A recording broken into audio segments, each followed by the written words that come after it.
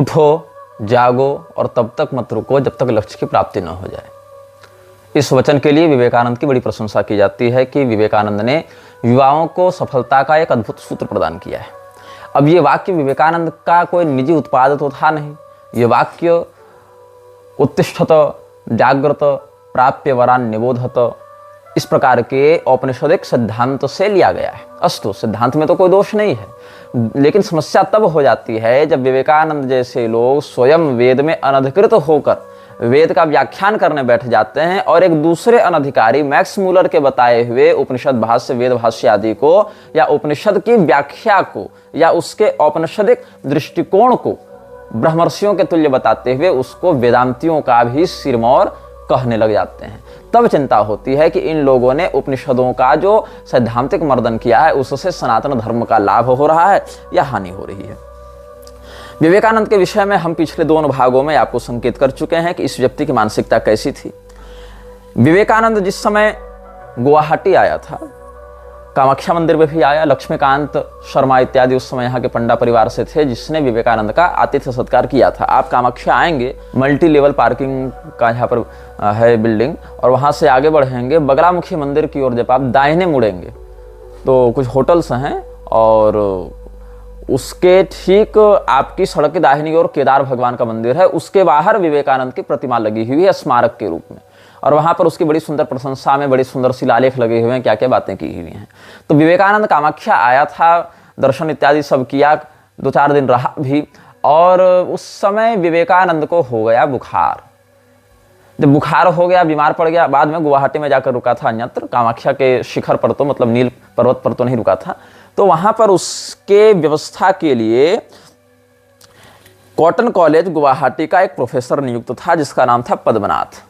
पद्मनाथ सैद्धांतिक सनातनी मूल्यों का प्रसारक अपने आप को मानता था और यज्ञोपवीत आदि से भी युक्त था पारंपरिक रूप से।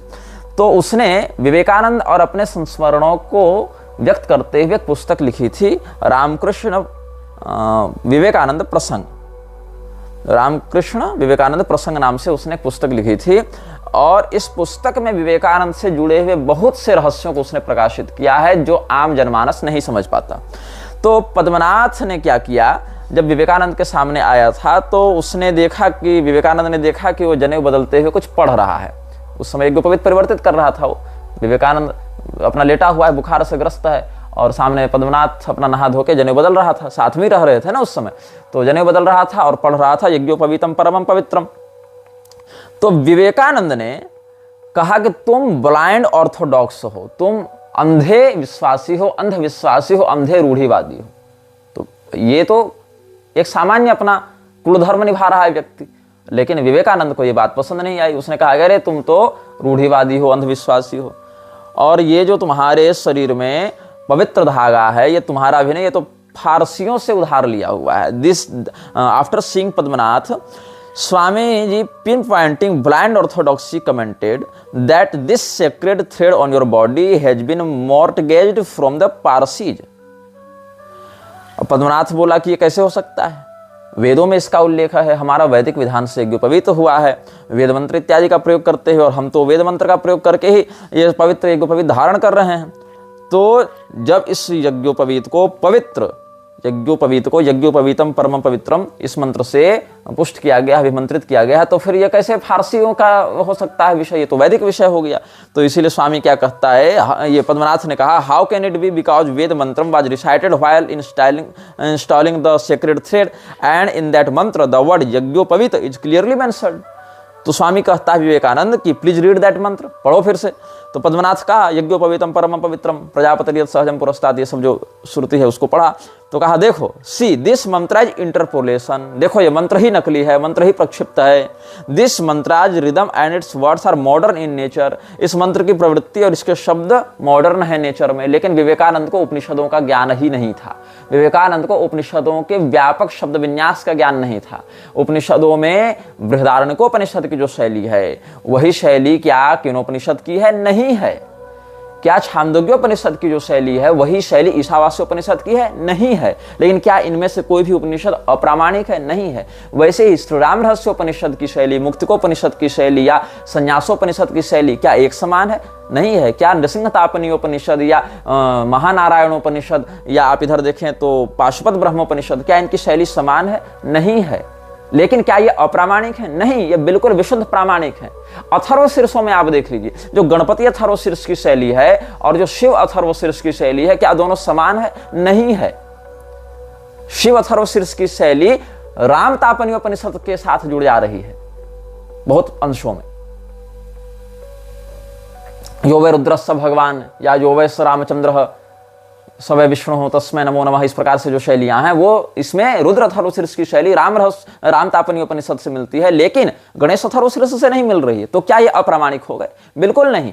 विवेकानंद को वैदिक साहित्य के शब्द विन्यास का भी बोध नहीं था, तो उसने कह दिया कि ये तो मंत्र ही प्रक्षिप्त है, इंटरपोलेशन है, ये तो मिलावट कर दी किसी ने। तो पद्मनाथ समझ गया कि इस व्यक्ति से बहस करना मूर्खता है। तो क्या कहता? There is no difference between you and Dayanand Saraswati, and in this condition there cannot be any debate.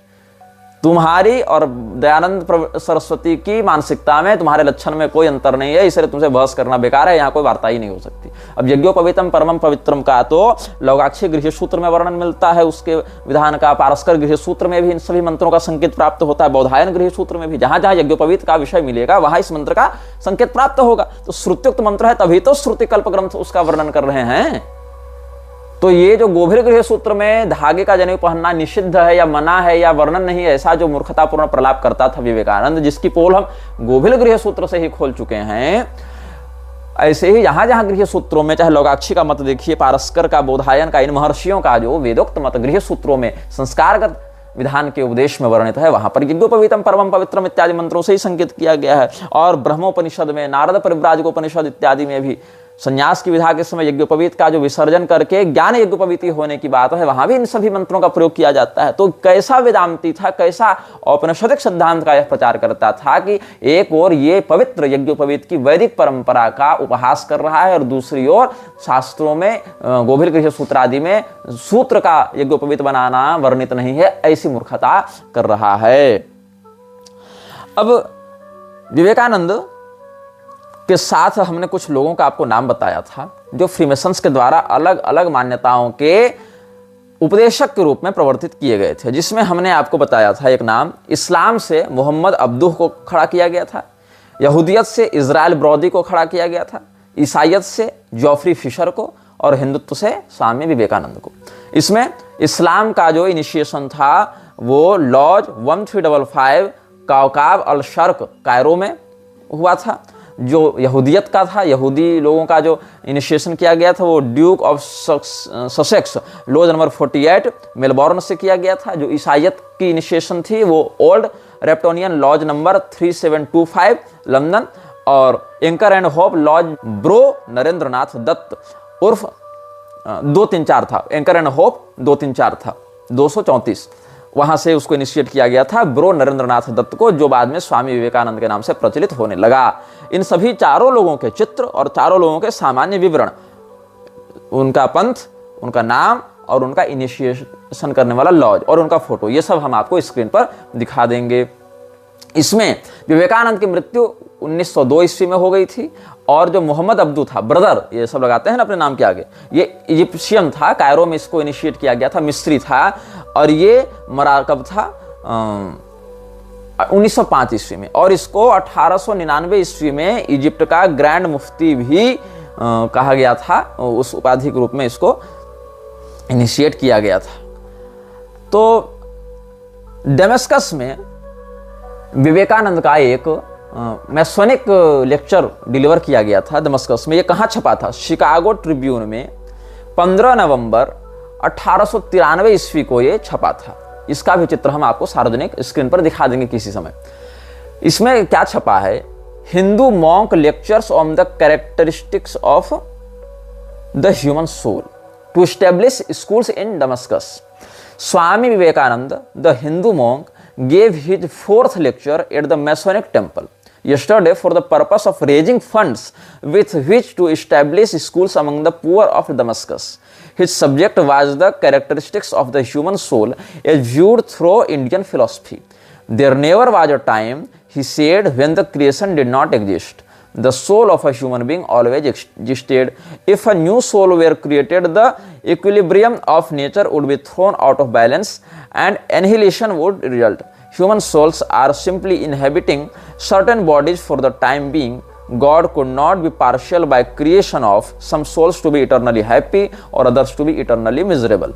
The present is only the line of demarcation between the past and the future. इस प्रकार की कुछ बातों को यहाँ पर report किया गया है शिकागो ट्रिब्यून 15 नवंबर 1894 ईस्वी में, जो विवेकानंद का दमस्कस में भाषण हुआ था। अब ये दमस्कस गया, दमस्कस में भाषण दिया, इन सभी बातों को आज के इतिहास में उतने व्यापकता से पढ़ाया नहीं जाता है कि कब गया, कैसे हुआ, इसके विषय में बस शिकागो वाली बात को, जो धर्म संसद वाली बात, विश्व धर्म संसद जिसको ये लोग कहते हैं, वर्ल्ड पार्लियामेंट ऑफ रिलीजन्स या वर्ल्ड रिलीजन पार्लियामेंट, तो ये इन सभी बातों को ही केवल ग्लोरीफाई किया जाता है, लेकिन इसके अलावा ये जहां जहां गया उसको मुख्य धारा में नहीं बताया जाता, नहीं पढ़ाया जाता, उन पर चर्चा भी लोग नहीं करना चाहते, क्योंकि इन सब चर्चाओं के बाद रहस्य खुलने प्रारंभ होंगे कि वहां क्यों गया, वहां किन लोगों से मिला, किन लोगों ने इसको एकोमोडेट किया, किन लोगों ने इसको खिलाया पिलाया ठहराया पैसा दिया। इन सब बातों पर जब चर्चाएं होंगी तो रहस्य खुलेंगे। इसीलिए केवल कह दो विवेकानंद एक बहुत महान व्यक्ति था, उसने जो कहा वह करो, और उसने कहा कि उठो जागो और मत रुको जब तक लक्ष्य की प्राप्ति न हो जाए,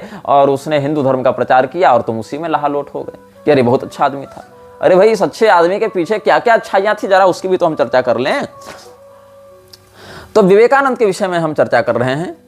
विवेकानंद शाकाहारी नहीं था, सब जानते हैं। मछली और मांस खाता था, मटन खाता था, सब जानते हैं। और ये बात बहुत अधिक आश्चर्यजनक भी नहीं है, क्योंकि बंगाल में लगभग हर वर्ग का व्यक्ति मांसाहारी है। बहुत कम मात्रा के बंगाली ही कुछ चैतन्य महाप्रभु के या गौड़ी संप्रदाय के ही अनुयायी, जिसमें इस्कॉन को हम नहीं जोड़ेंगे। इस्कॉन इज नॉट गौड़ी संप्रदाय, ISKCON is not the followers of Chaitanya Mahaprabhu. ISKCON is an NGO which hijacked the ideology of Chaitanya Mahaprabhu and is an offspring institution of Gaudiya Sampradaya and which was registered as Gaudiya Math and later Prabhupada rebranded it as ISKCON। इतना ही है। और स्वयं को हिंदू भी मानने से इस व्यक्ति ने मना कर दिया। ये ISKCON के विषय में बहुत पहले बता चुके हैं। खैर, तो जो विवेकानंद का मांसाहार करना है, चूंकि बंगाली पृष्ठभूमि से आते थे और बंगाल में मांसाहार की प्रवृत्ति एक सामान्य प्रवृत्ति के रूप में देखी जाती है, जो कि हम गलत ही मानते हैं, लेकिन फिर भी प्रवृत्ति तो प्रवृत्ति है। तो इसने व्यापक मात्रा में मांसाहार का प्रयोग किया था और इसका पारिवारिक पृष्ठभूमि इसकी जो थी वह भी मांसाहारी ही रही है। Complete works of Swami Vivekananda में विवेकानंद का एक रिमार्क नोट किया गया है। About vegetarian diet I have to say this, first my master was a vegetarian but if he was given meat offer to the goddess he used to hold it up to his head. The taking of life is undoubtedly sinful, but so long as vegetable food is not made suitable to the human system through process in chemistry, there is no other alternative but meat eating. In the same statement, Vivekananda further adds, but the forcing of vegetarianism upon those who have to earn their bread by laboring day and night is one of the causes of the loss of our national freedom. Japan is an example of what good and nourishing food can do. Vivekananda के अनुसार भारत के लोगों की गुलामी इसीलिए है क्योंकि भारत के लोग शाकाहारी हैं। आप इस शब्द पर गौर करेंगे, भारत अंग्रेजों का गुलाम क्यों है विवेकानंद के अनुसार? क्योंकि भारत के लोग शाकाहारी हैं। कोई लॉजिक है इन दोनों बातों? नहीं है। लेकिन विवेकानंद ने कहा, क्योंकि विवेकानंद को लॉजिक से मतलब नहीं था, विवेकानंद को बोलने से मतलब था। लॉजिक तो तुम्हारे अनुयायियों का विषय है ना, वो निकालते रहेंगे। अस्तु, तो विवेकानंद ने क्या कहा कि जहां तक शाकाहारी भोजन की बात है तो मुझे कुछ कहना है। क्या कहना है कि हमारे जो मास्टर, मैं हर मास्टर का अर्थ है रामकृष्ण परमहंस, हमारे जो गुरुदेव हैं वो शाकाहारी हैं, मतलब थे, वाजो, मतलब ये विवेकानंद ने रामकृष्ण परमहंस के पर्यवसान के बाद कहा है। तो हमारे जो मास्टर रहे वो तो रहे शाकाहारी, लेकिन भगवती कालिका को जहां बलिदान दिया जाता था तो बलिदान का जब मांस उनको प्रस्तुत किया जाता था तो उसको उठाकर माथे से लगाते थे, ग्रहण नहीं करते थे लेकिन प्रणाम करते थे। तो ऐसी स्थिति में कामाख्या इत्यादि में भी हम लोग क्या अनुशासन करते हैं? रसग्रहण, दर्शन और घ्राण, तीन विधान से ऐसे प्रसाद को ग्रहण किया जाता है जो आपकी प्रवृत्ति के विरुद्ध हो। मतलब यदि ऐसी स्थिति में कोई ऐसा प्रसाद प्राप्त हो रहा हो जो हमारे लिए जो आचार विहित है उसमें अग्राह्य कोटि का हो, तो प्रसाद होने मात्र से हम देखकर उसको ग्रहण करेंगे। दृष्टि मात्र से हमने ग्रहण कर लिया, प्रणाम कर लिया, या उसके आने वाले गंध को ग्रहण कर लिया, तो क्या होता है कि अगर पूर्णतया प्रवृत्ति विरुद्ध है तब केवल देखकर प्रणाम कर लेंगे, माथा झुका लेंगे। अगर वह अल्पग्राह्य कोटि का है प्रवृत्ति के अनुसार तो सूंघ कर ग्रहण कर लेंगे, उसके घ्राण माध्यम से उसको ले लेंगे। और अगर ग्राह्य कोटि की प्रवृत्ति में है तब उसको भक्षण कर लेंगे। ये 3 प्रकार से प्रसाद को ग्रहण किया जाता है। तो इसमें केवल ऐसा नहीं है कि मांस की बात है। मांस बलि, पशु बलि, मांस का वाम मार्ग में प्रयोग, मांस का स्मृति प्रयोग, श्रौत प्रयोग, अमेध्य प्रयोग, निषिद्ध प्रयोग, विहित प्रयोग, ये बहुत व्यापक विषय है और इस विषय पर पहले हम वीडियो बना चुके हैं कई बार, आगे भी समयानुसार बनाते रहेंगे। तो मैं व्यक्तिगत रूप से मांसाहारी नहीं हूं। लोग मुझे कह रहे हैं कि तू तो मांस खाने वाला, श्मशान में मुर्दों से रमण करने वाला तांत्रिक है, कुछ भी लोग कहते रहते हैं। एक व्यक्ति कह रहा था कि तुम मेकअप करके कैमरे के सामने आते हो। अरे कैमरा के सामने रहे या कैमरा के बाद रहे, मेकअप तो हम कभी करते ही नहीं, तिलक इत्यादि करते हैं केवल। विवेकानंद तो वो भी नहीं करते, देखा गया था तिलक इत्यादि। अस्तु बात ऐसी है कि लोग मुझे क्रोधी मानते हैं। क्रोधी नहीं है, ऑफ कैमरा हम बहुत बढ़िया व्यवहार करते हैं लोगों से, बस कैमरा ऑन होने के बाद हमारी खोपड़ी घूम जाती है लोगों के अत्याचार और अधर्म को देखकर। अन्य लोगों के साथ क्या है, इधर उधर खूब उत्पात करेंगे, खूब षड्यंत्र और खूब पॉलिटिक्स और खूब चमचे में लगे रहेंगे, लेकिन कैमरा ऑन होने के साथ ही बन जाते हैं सज्जन, संत, सरल। हमारा उल्टा है, हम ऑफ कैमरा ही सरलता में रहते हैं, कैमरा ऑन होने के बाद भड़क जाते हैं, अधर्म को देखकर, अन्याय को देखकर, अशास्त्रीयता को देखकर, यही सब नाटकबाजी को देखकर। अस्तु, विषय क्या था? विवेकानंद। तो विवेकानंद ने कहा कि इसमें कोई संदेह नहीं कि किसी प्राणी का ऐसे प्राण हरण करना पाप है, कोई संदेह नहीं। ये क्या है? The taking of life is undoubtedly sinful. लेकिन क्या है, हम फिर भी मांस खाएंगे। क्यों खाएंगे? जब तक भोजन, शाकाहारी भोजन, but so long as vegetable food is not made suitable to the human system through process in chemistry, there is no other alternative but meat eating. जब तक हम रसायन का प्रयोग करके शाकाहारी भोजन को सभी लोगों के लिए सुलभ न बना दें, तब तक हम मांस भक्षण का निषेध नहीं कर सकते। मांस भक्षण के अलावा कोई विकल्प नहीं है। विवेकानंद आगे क्या कहता है? किसी व्यक्ति को शाकाहारी बनाने के लिए मजबूर करना उस पर अत्याचार है, खास करके तब जब दिन और रात मेहनत करके उसने अपने लिए रोटी कमाई हो और उसको मीट खाने का मन हो। दिन रात मेहनत करके उसने पैसा कमाया और उस शरीर को पुष्ट करने के लिए उसको मांस खाना पड़ेगा और मांस खाने से ही शरीर पुष्ट होगा। ये नरिशिंग फूड है, जिसका एक अच्छा एग्जाम्पल जापान है। जापान और चीन के लोग 4 पैर वालों में केवल कुर्सी नहीं खाते, बाकी सब खा जाते हैं। उड़ने वाली चीजों में केवल पतंग नहीं खाते, बाकी सब खा जाते हैं। ये एक पुरानी कहावत है, बाकी सब खा जाते हैं। तो जापान एक अच्छा उदाहरण है कि कैसा भोजन करना चाहिए। पौष्टिक भोजन करने से, अच्छा भोजन करने से शरीर कितना सुदृढ़ रहता है, ये जापानियों से सीखना चाहिए भारतीयों को। और भारत के लोग शाकाहार पर जोर दे रहे हैं, इसी कारण से उनका शरीर कुपोषित होता जा रहा है और वे अंग्रेजों के गुलाम बनते जा रहे हैं। बंगाल के फेमाइन में अंग्रेजों ने कितना अन्न का अवैध कारोबार किया, लोगों के घर से अनाज छीन छीन कर ले जा रहे थे, लोग भूखे मर रहे थे और उनको भूखे मरने के कारण महामारी से भी अधिक नरसंहार का सामना करना पड़ा। इन सब विषयों पर रामकृष्ण मिशन नहीं बोलता। मांसाहार करना चाहिए क्योंकि इससे शरीर पुष्ट होता है। भले ऐसा करना पाप है हम मानते हैं, लेकिन शरीर पुष्ट होना चाहिए। इस भोग विलास की प्रवृत्ति में विवेकानंद की बहुत रुचि थी। मानता था पाप है फिर भी करेंगे, क्यों? शरीर को पुष्ट करना है हमको। तो क्या इसका शरीर पुष्ट हुआ? नहीं।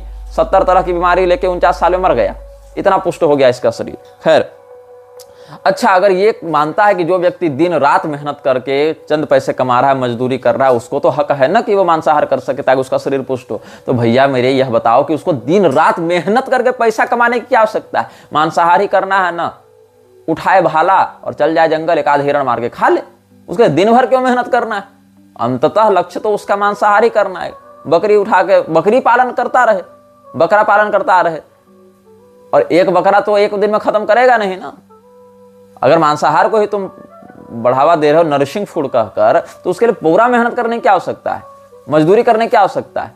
10-20 बकरे चुरा लो कहीं से और बकरा पालन करते रहता और 1-2 बकरा बेचकर कुछ तेल मसाला ले लेता और बकरा भून के खाते रहता, तो बन गया वो बहुत बड़ा पुष्ट व्यक्ति और भारत भी आज़ाद हो जाता विवेकानंद के अनुसार। हो जाता कि नहीं हो जाता? तो एक और भारत को आज़ाद करवाने के लिए क्या कहता है विवेकानंद कि हे हिंदुओं, अपने समस्त देवी देवताओं को भूल जाओ और हे हिंदुओं, दबा के मटन खाओ ताकि तुम्हारा शरीर पुष्ट हो जाए और तुम अंग्रेजों को भगा दो। ये क्या है? ये विद्वता है इसकी, ये विवेकानंद का अविवेक है। अब द मॉन्क एज मैन, ये पुस्तक शंकर ने लिखी थी 2003 में। उसने लिखा था कि विवेकानंद एक क्लब चलाता था, उसका नाम था ग्रीडी क्लब, मतलब लोभियों का समूह। और ग्रीडी क्लब में क्या किया जाता था? बढ़िया बढ़िया माल मटेरियल सिद्ध करके खाया जाता था। विवेकानंद को चिलम फूंकने में समस्या नहीं थी, विवेकानंद को मछली खाने में समस्या नहीं थी, विवेकानंद को मटन खाने में समस्या नहीं थी और खिलाने में भी समस्या नहीं थी। बीफ तक मांगने, जब इसको पूछा गया क्या खाइएगा, तो बीफ तक इसने मांगा है। कहाँ मांगा है, किसके सामने मांगा है, कहाँ वर्णन है, ये सब आगे बताएंगे, ध्यान से सुनते जाना, सबका वर्णन करेंगे। तो विवेकानंद ने क्या किया था? फ्रेंच कुकिंग बुक्स रखी थी अपने पास, इस पुस्तक में सब प्रमाण दिया हुआ है। फ्रेंच कुकिंग बुक्स रखी हुई थी और फ्रांसीसी विधि से मांस पकाने में उसको अच्छा लगता था। ग्रीडी क्लब नाम का एक क्लब चलाता था जहां ऐसे चटोरे लोग भरे हुए थे और खूब मांस मछली खाते थे। अच्छा, ये कहता विवेकानंद कि अनाज सबके लिए सुलभ नहीं है, इसीलिए हम मांसाहार करने को विवश हैं, क्योंकि अल्टरनेटिव नहीं है। तो विवेकानंद जो मांसाहार करता था उसमें सब्जी और मसाला और तेल हल्दी डालता था कि नहीं डालता था, कि कच्चे भून के खा जाता था? बल्कि साग सब्जी तो कच्चे भी खाने के लिए उपलब्ध हैं बहुत से, या सामान्य उबाल कर खा सकता है व्यक्ति। मांस के साथ तो ऐसा नहीं है, सामान्य उबाल दोगे दुर्गंध आती रहेगी, उसके दुर्गंध को मारने के लिए, उसके स्वाद में स्वाद बनाने के लिए मसाला इत्यादि लोग डालते हैं। मसाला के दम पर मांस खाते हैं, कच्चा तो खाता नहीं कोई व्यक्ति। जबकि साग सब्जी या फल इत्यादि तो कच्चा भी खाकर व्यक्ति रह सकता है। तो मोस्ट नेचुरल डाइट तो शाकाहार हो गया ना मनुष्य के लिए प्राकृतिक रूप से। लेकिन विवेकानंद का हट था कि नहीं नहीं, शाकाहार करने से तो शरीर दुर्बल हो जाता है, इसलिए जम के मांसाहार करो। और ये बात हम नहीं कर, ये बात bro Narendranath Datta, which was initiated by freemasonry and who is known as Swami Vivekananda between you morons, उसका ये दावा था। अब विवेकानंद के शाकाहार पर आते हैं विवेकानंद के चरित्र पर। देखो, दो बातों को पकड़ो, कौन सा व्यक्ति क्या खा रहा है और लंगोट का कितना पक्का है। विवेकानंद लंगोट का पक्का और कच्चा छोड़ो, लंगोटे पहनने में समस्या थी, इसको कॉपिन पहना दिया लोगों ने, तो कहता है कि हमको डायबिटीज करवा दिया इन लोगों ने। अब इसका डायबिटीज कहाँ से घुस रहा था मुझे समझ में नहीं आई बात। खैर, इसकी बहन ने जब आत्महत्या की थी जोगेंद्रवाला ने, तो जोगेंद्रवाला ने जब आत्महत्या की थी तो विवेकानंद ने जोगेन महाराज को कहा था कि तुमको पता है कि हम लोग जो दत्त परिवार से आते हैं वो इतना अधिक टैलेंटेड क्यों हैं, इतने अधिक प्रतिभाशाली क्यों हैं? क्योंकि हमारे परिवार में आत्महत्या का एक इतिहास रहा है। हमारे परिवार में इतनी अधिक आत्महत्याएं हुई हैं कि हम लोग बहुत ज्यादा इंटेलेक्चुअली एडवांस्ड हो गए। बताओ, जो व्यक्ति पारिवारिक रूप से आत्महत्या के इतिहास से ग्रस्त है उसका परिवार अवसाद से घिरा रहेगा, मानसिक रूप से कमजोर बना रहेगा, कि वो इंटेलेक्चुअल हो जाएगा? मतलब इसका मानना है कि जिसके परिवार में आत्महत्याओं का इतिहास अधिक रहता है उसका परिवार अधिक बुद्धिजीवी होता है, अधिक प्रखर दिमाग का होता है। तो क्या कहता है, do you know why we Dattas are so talented in our thinking? Ours is a family with a history of suicides. There have been many in our family who have taken their own lives. We are eccentric. We do not think before we act. We simply do what we like and do not worry about the consequences. मतलब विवेकानंद परिणाम को सोचे बिना कार्य करने में यकीन रखता था, विश्वास रखता था। और शास्त्रकारों ने, नीतिकारों ने, प्रबुद्धजनों ने इसको अविवेक का परिलक्षण बताया है। सहसा विदधीत न क्रियाम विवेकः परमापदां पदं वृणुते विमृश्य कारणं गुणलुब्धा स्वयमेव संपदः। ये हमारे नीतिकारों ने कहा, ये हमारे पूर्वजों ने बताया, सिद्धांत दिया।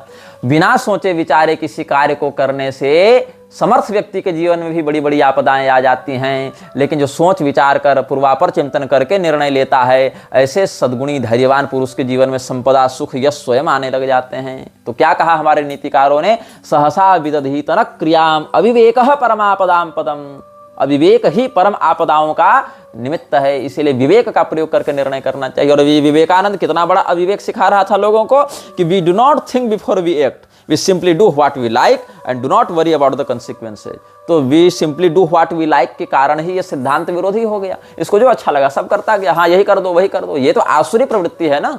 यक्षेदास्यामि मोदिष्य इत्यज्ञान विमोहिता अनेक चित्त विभ्रांता मोहजाल समावृता प्रसक्ता काम भोगेषु पतन्ति नरकेषु च। तो ये जो अनेक चित्त विभ्रांत व्यक्ति है नरेंद्र दत्त, वही बन गया, युवाओं का आदर्श बना दिया गया। अब विवेकानंद जब मरा था 39 साल की उम्र में, तो उसको कितनी सारी बीमारियां थी उसका एक विवरण सामान्य देते हैं। माइग्रेन था, टॉन्सिलिटिस थी, डिप्थीरिया, अस्थमा, टाइफाइड, मलेरिया और अलग अलग प्रकार के बुखार होते रहते थे, liver problems, indigestion, gastroenteritis, bloating, dysentery, diarrhoea, abdominal pain, gallstone, lumbago, neck pain, Bright's disease जो नेफ्रिटिस भी कहलाता है, kidney problem, dropsy, albuminuria, bloodshot eyes, loss of vision in his right eye, insomnia और कम अवस्था में बाल पक जाना, न्यूरास्थेनिया, फैटिग, अत्यधिक चक्कर आना, seasickness, sunstroke, diabetes and heart problems. अब इसमें बहुत सी बीमारियां जैसे सिकनेस इत्यादि जो है, सन स्ट्रोक इत्यादि पारिस्थितिक होते हैं, समुद्र यात्राओं के कारण होता है, बहुत धूप में रहने के कारण होता है, ये सब पारिस्थितिक है।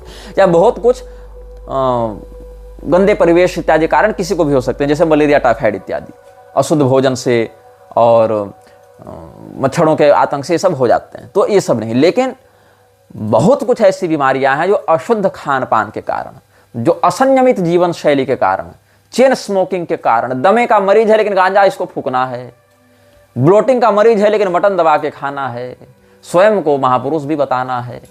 तो ऐसे असंतुलित आहार विहार वाले व्यसनी नशेड़ी व्यक्ति को यदि आप युवाओं का आदर्श बनाएंगे तो उड़ता पंजाब तो बनेगा। तो इस स्थिति में बीमारी देखो किसी को हो सकती है, बहुत प्रकार की बीमारियां सबके शरीर में होती हैं। शरीरम व्याधि मंदिरम कहा, शरीर तो मंदिर है बीमारियों का, बीमारियों का अड्डा हो गया है शरीर, बीमारियों का केंद्र हो गया है शरीर। लेकिन खास करके तब जब आपको महापुरुष के रूप में व्यक्त किया जा रहा है, जब आपको योग और वेदांत का निष्णात बताया जा रहा है, और तब जाकर आप अपने प्रारब्ध के कारण नहीं ये सब बीमारियों से ग्रस्त बताए जा रहे हैं कि चलो ये तो बड़े नियम धर्म वाले व्यक्ति हैं, फिर भी देखो ना कौन सा पता नहीं कर्म फल था कि ऐसा कष्ट इनको भोगना पड़ा। आप उल्टे गांजा फूक के और मटन बनाने के लिए फ्रेंच रेसिपी बनाए आ रहे हैं, और आपको बनना है विवेकानंद। और फिर बीमारी पड़ने पर क्या कहते हैं, वन हैज टू डाई, सब मरना सबको है, तो हम भूखे काहे मरे, it is better to wear out than to rust out. ये इसकी भाषा शैली है, मरना है तो मरेंगे, लेकिन दबा के मटन खाएंगे तब मरेंगे। अब ये तो हो गया इसका आहार। अब आहार शुद्धो चित्त संशुद्धि ही, आहार की शुद्धि से चित्त की शुद्धि होती है। अब आहार ही इतना गड़बड़ है तो चित्त कितना गड़बड़ होगा ये सोच सकते हो। तो अब हम आते हैं विवेकानंद के चारित्रिक पक्ष पर, और ये बहुत गंभीर दावा होने वाला, और सारा रेफरेंस देके, सारा प्रमाण देके हम बात करेंगे आपसे।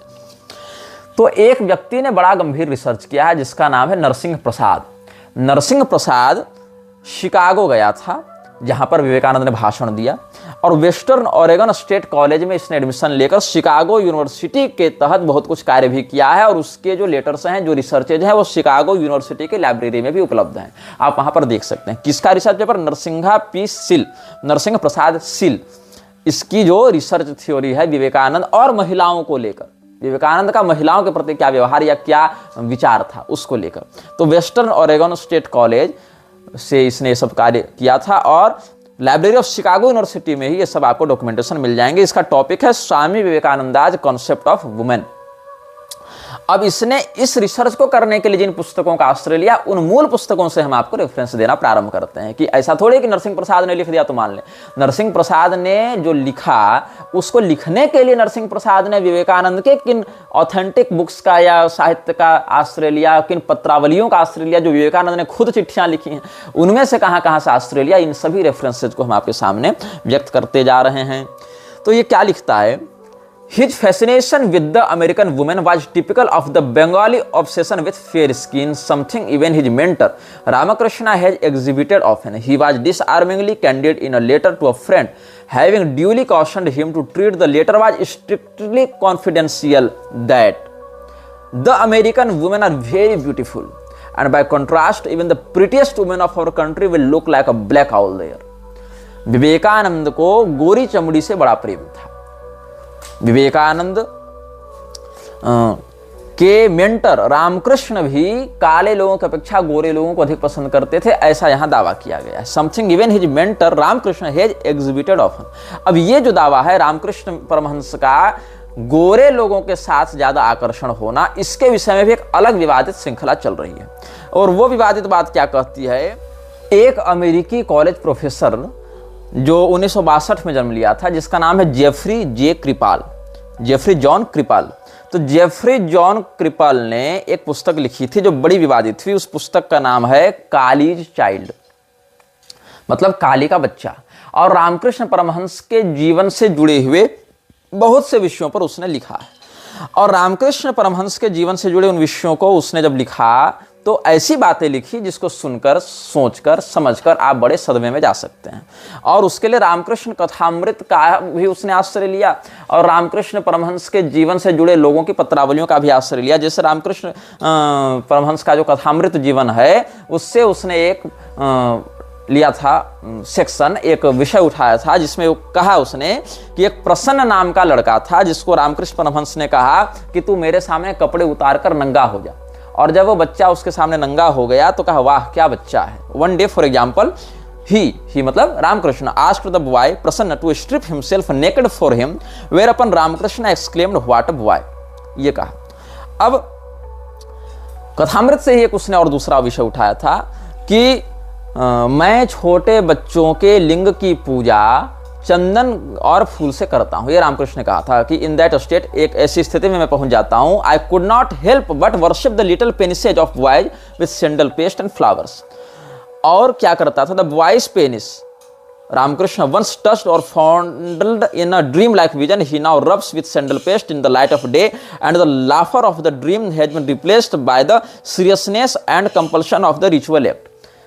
इसका यह दावा था कि रामकृष्ण परमहंस ने एक दिन एक सपना देखा था कि एक छोटे बच्चे के लिंग की वह पूजा कर रहा है और फिर चंदन को घिसकर वो व्यक्ति उस बच्चे के लिंग को वेष्टित करता है और पूजन करता है। तो जगने पर भी वो ऐसा ही कर रहा था, एक सीरियसनेस के साथ इस रिचुअल एक्ट को करने के लिए। ये भी वहां पर दावा किया गया है। एक और दावा आप देखेंगे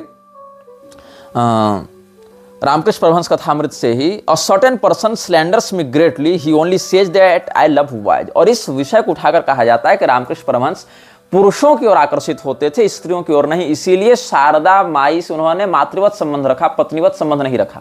यह भी एक थ्योरी बाहर निकल कर आती है, क्योंकि वो व्यक्ति समलैंगिक था और पुरुषों की ओर आकर्षित होता था। ऐसा भी दावा इस पुस्तक में किया गया। और यहां तक कि a naked person used to stay around, I would play with his little penis with my hand, then I would laugh a lot. This naked form used to come out of me, it was in the form of a paramahansa like a boy। ये सब बातें भी इसमें कही गई हैं। तो इन विषयों के कारण बहुत विवाद हुआ। और जब कालीज चाइल्ड लिखी किसने, जेफरी जे क्रिपाल ने, तो इस पुस्तक को पहले तो बहुत अप्रिशिएट किया गया। ये बता दूं कि ये राइस यूनिवर्सिटी इन हॉस्टन टेक्सास, इसमें ये प्रोफेसर भी रहा है। तो ये व्यक्ति जो रामकृष्ण मिशन पर इस प्रकार से, रामकृष्ण परमहंस पर इस प्रकार से रिसर्च कर रहा था, उसने जो पुस्तक लिखी कालीज चाइल्ड, ये छपी कब 1995 ईस्वी में। और Kali's child the mystical and the erotic in the land life and teachings of Ramakrishna, ये रामकृष्ण परमहंस पर इसने रिसर्च किया था। और रामकृष्ण परमहंस की ही जो जीवनियां छप रही हैं या उनके निकटवर्ती लोगों ने जो बात बताई है उसी पर आधारित थी। लेकिन क्या हुआ, इस पुस्तक को प्रचारित कब किया गया। अब पुस्तक तो हजारों छप रही हैं, लेकिन ये पुस्तक में क्या खास बात रही कि 1995 में American Academy of religions history of religions prize इसको मिला। अमेरिकन अकेडमी ऑफ रिलीजन्स एक संस्था है, इसने हिस्ट्री ऑफ रिलीजन्स का जो प्राइज दिया जाता है उसमें इस पुस्तक को ये प्राइज दिया गया। और ये प्राइज जब मिला तो ये पुस्तक चर्चा में आई। करे ऐसा भी किसी ने कुछ लिखा है, जेफरी जॉन क्रिपाल ने लिखा है कि रामकृष्ण परमहंस तो समलैंगिक व्यक्ति था। तो उस व्यक्ति के इस दावे के विरुद्ध भारत में व्यापक आंदोलन रामकृष्ण मिशन ने किया, जिसमें रामकृष्ण मिशन की ओर से स्वामी त्यागानंद और परिव्राजक ब्रजप्राण, इन दोनों लोगों ने बहुत विरोध किया और कहा कि तुमने जो बातें समझी वो बात गलत है, वो बात का ट्रांसलेशन ही वैसा नहीं है, क्योंकि ये सब तो बंगाली साहित्य से थे। तो तुमने जो बंगाली साहित्य का अनुवाद किया वहां मूल बात कुछ और थी, तुमने बात कुछ और समझ लिया। तो इस बात के समर्थन में, स्वामी त्यागानंद के इस बात के समर्थन में भारत के एक प्रसिद्ध लेखक खड़े हुए, राजीव मल्होत्रा। राजीव मल्होत्रा जो हैं वो भारत के राष्ट्रवादी वक्ताओं में से गिने जाते हैं। हालांकि बहुत मामलों में उनसे हमारा मतभेद है, बहुत मामलों में नहीं भी है, लेकिन वो एक अच्छे वक्ता और लेखक के रूप में समाज में जाने जाते हैं। तो उन्होंने भी त्यागानंद के ही वचनों के आधार पर जेफरी जे क्रिपाल का विरोध किया कि नहीं, तुमने जो इंटरप्रिटेशन दिया है वो एक तरफा इंटरप्रिटेशन है और तुम्हारी बात गलत है। रामकृष्ण परमहंस के जीवन में ये सब जो बातें लिखी गई उसका संदर्भ और उसका जो पर्याय है वो जिस भाषा और जिस घटनाक्रम में है उसको तुम समझने में असमर्थ रहे हो, ऐसा इसका कहना है। लेकिन बंगाली भाषा के जो विशेषज्ञ ब्रायन हैचर जैसे लोग बंगाली स्कॉलर माने गए हैं, उन्होंने कहा कि नहीं, जो कृपाल ने ट्रांसलेशन किया है वो सही किया है और ये एक वास्तविक तथ्य है जिसको रामकृष्ण मिशन बदनामी के डर से छिपाना चाहता है। तो इस प्रकार से बहुत विरोधाभास होता रहा और कॉलेज चाइल्ड जो है वो एक प्रकार से भारत में अघोषित रूप से ही लेकिन सही प्रतिबंधित पुस्तकों में से आ गई, लोग इसको नहीं पढ़ेंगे। और मजे की बात क्या है कि इस पुस्तक को छापा किसने? इस पुस्तक को यूनिवर्सिटी ऑफ शिकागो प्रेस ने ही छापा था, वही शिकागो जहां विवेकानंद जाकर भाषण दे आया था। तो इसको बहुत क्रिटिसिज्म मिली और कहा गया कि इस बुक में 3 बातें ध्यातव्य है कि इसने बंगाली का गलत अनुवाद किया और तंत्र शास्त्र के विषयों का मिसअंडरस्टैंडिंग किया, मतलब मिस इंटरप्रिटेशन किया और साइको एनालिसिस के वर्तमान विचारधाराओं को गलत तरीके से प्रेजेंट किया। तो इस पुस्तक को बैन करने के लिए भारत की संसद में 1996 में एक बिल लाया गया, एक निवेदन किया गया। 1995 में पुस्तक जो है वो फर्स्ट प्राइज जीतती है, हिस्ट्री ऑफ रिलीजन्स का प्राइज लेती है। कहाँ से? अमेरिकन एकेडमी ऑफ रिलीजन, इस संस्था से लेती है। शिकागो प्रेस ने छापा था इसको, शिकागो यूनिवर्सिटी प्रेस ने। तो भारत की संसद में 1996 ईस्वी में एक मांग उठी कि इस पुस्तक को बैन किया जाए भारत में। अब जब 1996 ईस्वी में बैन की मांग उठी तो कृपाल ने कहा कि अगर आप लोगों का दावा सही है कि हमने गलत लिखा है तो हम इसको रिकंसीडर करेंगे, हम इसको फिर से सीखना चाहते हैं, समझना चाहते हैं, हो सकता है हमसे गलती हुई हो। तो उसने फिर से रिकंसीडर किया और एक रिवाइज्ड एडिशन इस बुक का निकाला। कब? 1998 ईस्वी में। 1998 ईस्वी में इसने जब रिवाइज्ड एडिशन निकाला और कहा कि भाई अब आप लोग पढ़कर बताइए अब जो हमने लिखा क्या वो गलत लिखा। इन लोगों ने फिर पढ़ा, बोले हाँ अभी भी गलत लिखा। तो 2001 ईस्वी में फिर सेकेंड एडिशन को बैन करने के लिए भी एक पिटीशन दायर किया गया, किंतु यह पुस्तक आधिकारिक रूप से बैन नहीं हो पाई। लेकिन दंगा, विरोध और जान की धमकियां आ रही थी ना जॉफरी कृपाल को कि तुमको मरवा दिया जाएगा, मर्डर की धमकी आ रही थी, इसीलिए इस पुस्तक का व्यापक प्रचार नहीं हुआ। और सरकारी रूप से तो बैन नहीं हुई पुस्तक, लेकिन व्यवहारिक रूप से मार्केट से इस पुस्तक की प्रतियां हटा ली गई। अच्छा ठीक है, हम इस विषय पर कोई चर्चा नहीं करेंगे।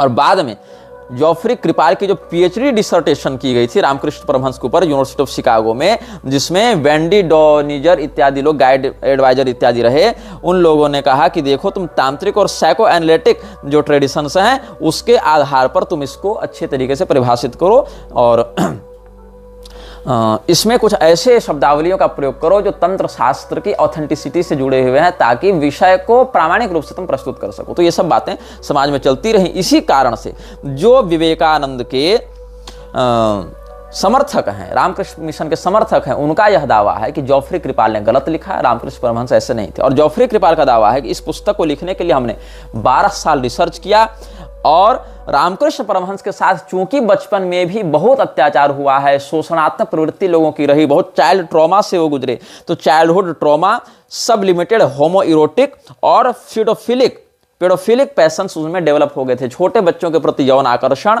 और मानसिक संवेदना, समलैंगी के प्रति, समलिंग के प्रति समलैंगिकता का उदय होना, ये सब जो है रामकृष्ण परमहंस के व्यक्तित्व में आने लगे। और इसको हम 12 साल पहले जो मैल्कॉम मैकलीन ने रामकृष्ण कथामृत का इंग्लिश ट्रांसलेशन किया था, उससे भी हम इसको पुष्ट कर सकते हैं कि रामकृष्ण कथामृत जो 5 वॉल्यूम में लिखी थी ना महेंद्रनाथ गुप्ता ने, तो उसको बाद में मैल्कॉम मैकलिन ने अनुवाद किया था अंग्रेजी में। तो 12 साल पहले जो इसने अंग्रेजी अनुवाद किया है रामकृष्ण कथामृत का ही, उसी से हमने रेफरेंस देकर लिखा है, ऐसा जॉफरी जे कृपाल ने दावा किया। तो ये सब अलग अलग पक्ष समाज में चल रहे हैं रामकृष्ण परमहंस के व्यक्तित्व से जुड़े हुए, जो कि हमने आपके समक्ष स्पष्ट कर दिया है। तो अब हम बताया क्यों रहे थे ये सब विषय, क्योंकि विवेकानंद का महिलाओं के प्रति जो विचार था या जिस प्रकार के पत्रावलियां प्राप्त होती हैं उसमें जो बातें हैं उसको आप समझें, क्योंकि गोरे शरीर के प्रति रामकृष्ण परमहंस की भी होमो इरोटिक भावनाएं अभिव्यक्त होती थी,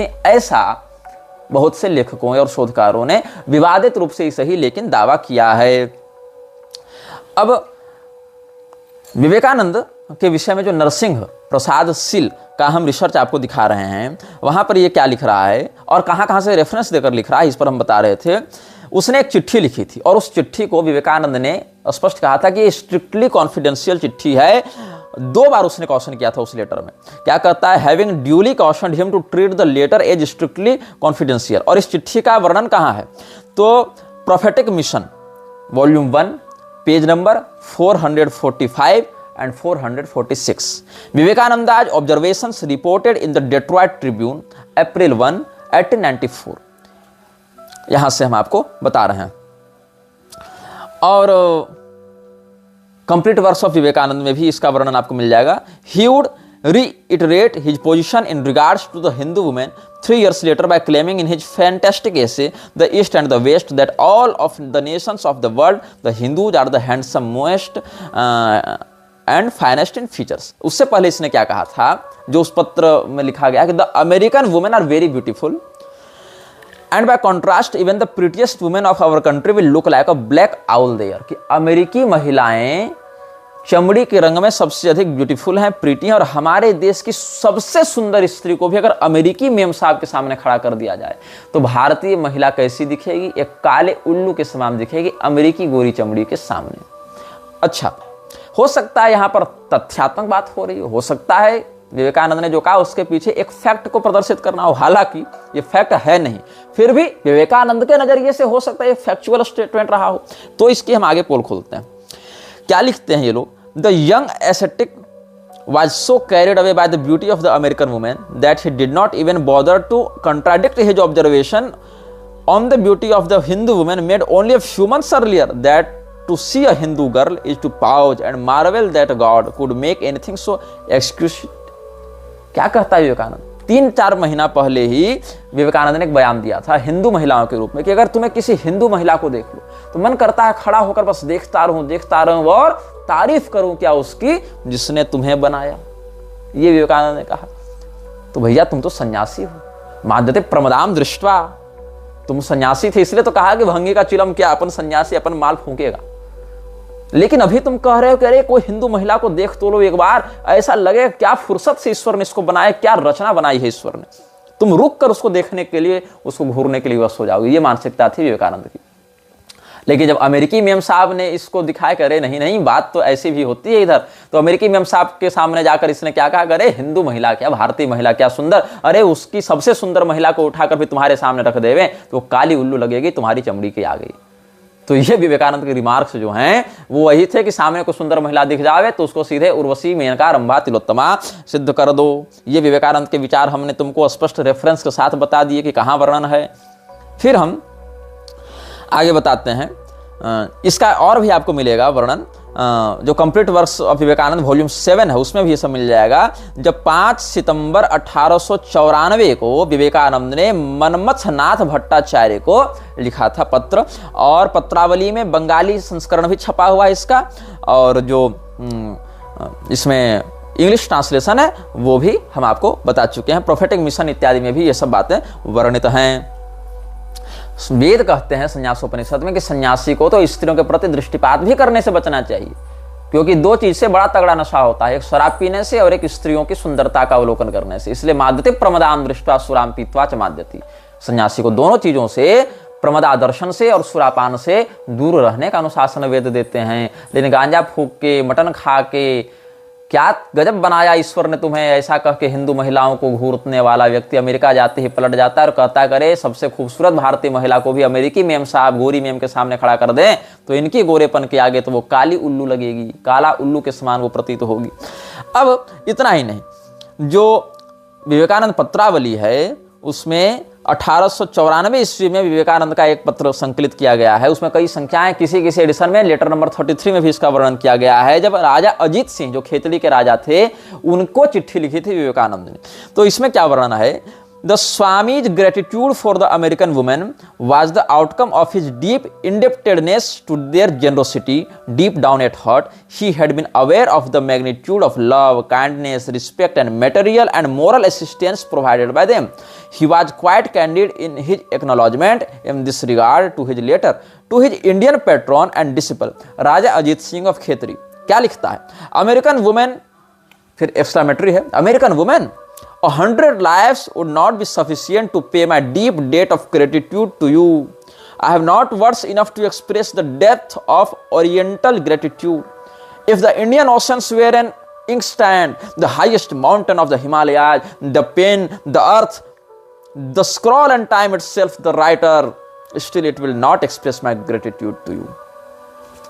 हिंदी में बात समझा देता हूं।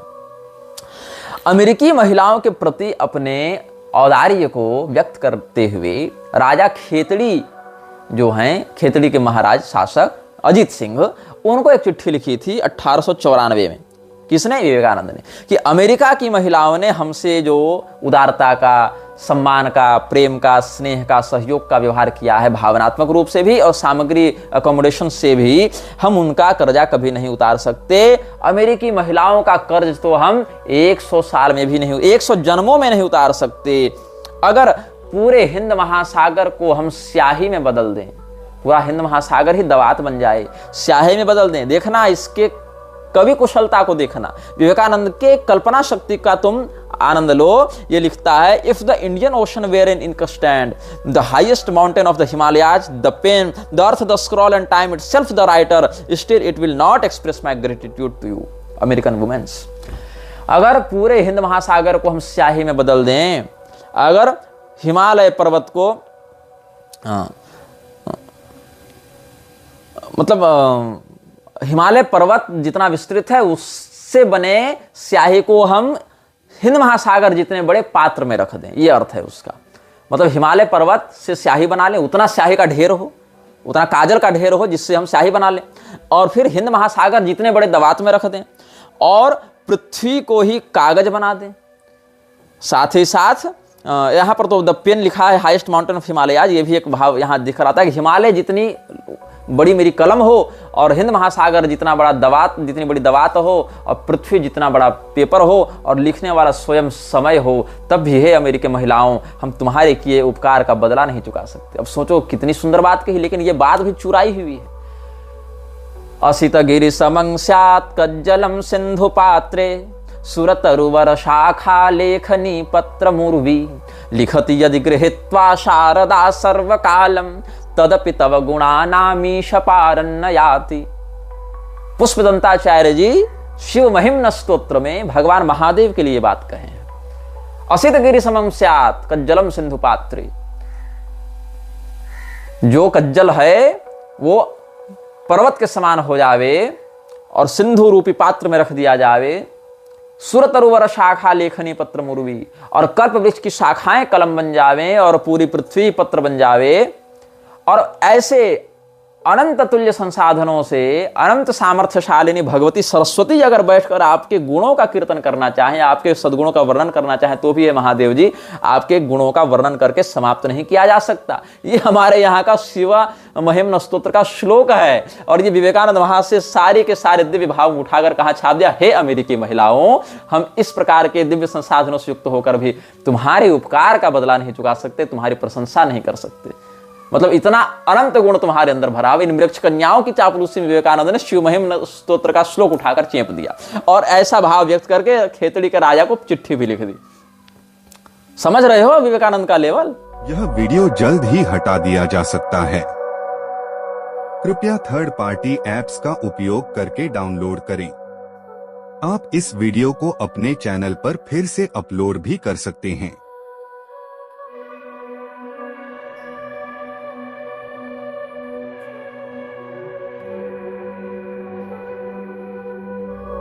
This video may get deleted soon.